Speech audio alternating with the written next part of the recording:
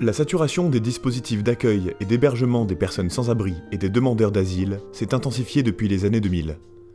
Au niveau national, un demandeur d'asile sur deux n'accède pas à un hébergement pendant la durée de la procédure. Un demandeur d'hébergement sur deux dans le Rhône et 2 sur 3 en Isère. Des collectifs de citoyens se sont développés sur la région Auvergne-Rhône-Alpes pour venir concrètement en aide aux laissés-pour-compte. Accès à un toit, réponse aux besoins essentiels, manger, se vêtir, se laver, aide aux démarches administratives, scolarisation, régularisation administrative, emploi. Ces 5 dernières années, la Fondation Abbé Pierre Auvergne-Rhône-Alpes a soutenu 29 de ces collectifs qui logent près de 800 personnes. Ces collectifs sont issus d'une association, d'une école ou d'un simple groupe d'habitants.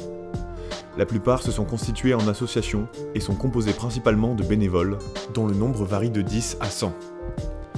Ils ont initialement développé des solutions d'hébergement chez l'habitant, entre 15 et 70 hébergeurs sur les territoires. Cela s'étant révélé insuffisant, ils ont mobilisé des logements individuels mis à disposition par une collectivité, par le diocèse ou directement loués à un bailleur privé ou social. Sur la région, 115 logements accueillent des sans-abri, majoritairement loués dans le parc privé, en mobilisant des logements laissés vacants sur leur territoire. Dans 90% des cas, les dépenses liées à la location de logements et au paiement des fluides sont financées par des dons privés et des dons en nature.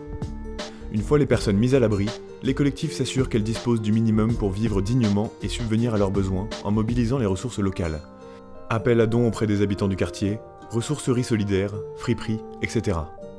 Ces actions témoignent d'une profonde envie d'agir et de proposer des réponses concrètes. Les initiatives citoyennes sont plus nombreuses en région. Sur les seuls départements de la Loire, du Rhône et de l'Isère, on en compte au moins 152, apportant une réponse à 3000 personnes. Ces démarches, construites à partir et avec les personnes, offrent une démonstration exemplaire et opérationnelle de ce que peut produire le logement d'abord, en termes d'insertion sociale des plus exclus au plus près des territoires. Ces initiatives complètent la chaîne des solutions institutionnelles et associatives. Pour la Fondation Abbé Pierre, qui est née des mouvements citoyens, ces actions doivent être soutenues par les pouvoirs publics pour ne pas rester isolées ou risquer de s'essouffler. Devant le défi que constitue la lutte contre le mal-logement, toutes les forces doivent être réunies. Il faut qu'il existe des initiatives privées, insolentes, qui dénoncent l'urgence pour que l'opinion puisse s'y intéresser et faire pression.